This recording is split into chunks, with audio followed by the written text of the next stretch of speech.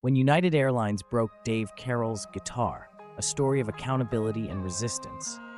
It was a typical day at the airport, or so it seemed. A passenger, Dave Carroll, was about to board a United Airlines flight. Little did he know, this seemingly mundane moment would evolve into a significant event that would expose corporate negligence, ignite public outcry, and highlight the tension between consumer rights and corporate accountability.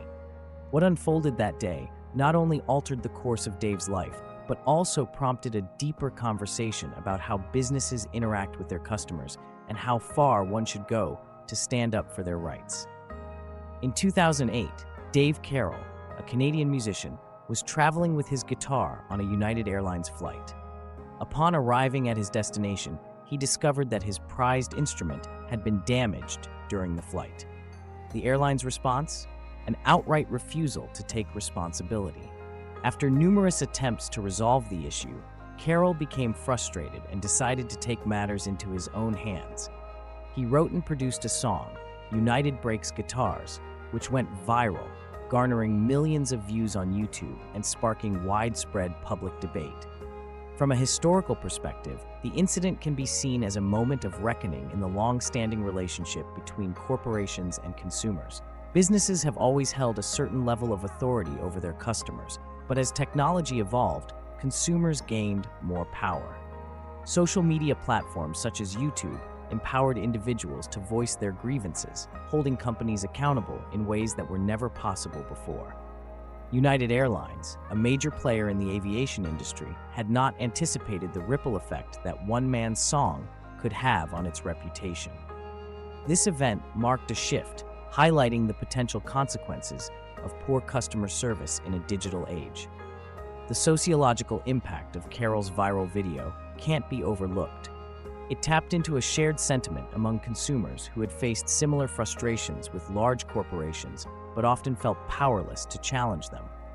The video became a symbol of the little guy standing up to a corporate giant. It sparked a movement of sorts, where people began to voice their dissatisfaction with companies in ways that hadn't been seen before. The viral nature of the video revealed how connected people had become through the internet, allowing them to rally around a common cause. Philosophically, the incident touches upon questions of ethics and responsibility. On one hand, businesses have an obligation to provide quality service and to take responsibility when things go wrong. On the other, consumers have a responsibility to ensure their complaints are reasonable and fair. In Dave Carroll's case, it seemed like the balance had been tipped in favor of the corporation. United Airlines' refusal to take accountability wasn't just a matter of a broken guitar. It represented a deeper issue of trust and respect between businesses and their customers. Carroll's decision to create a song was a form of protest, but it also raised questions about the moral obligations companies have toward their consumers. Should companies be allowed to act with impunity, or should they be held accountable for their actions, especially in an age where consumers have a powerful voice? From a psychological standpoint, the incident highlights the impact that customer service failures can have on an individual. Dave Carroll was not just upset about his guitar. He was hurt by the lack of empathy shown by United Airlines.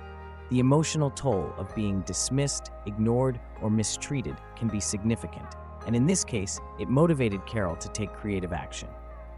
This speaks to a deeper human need for validation and respect. Carroll's ability to channel his anger and frustration into a productive, creative outlet provided him with a sense of control over the situation, something that was sorely lacking in his dealings with the airline. Economically, the ramifications were far-reaching.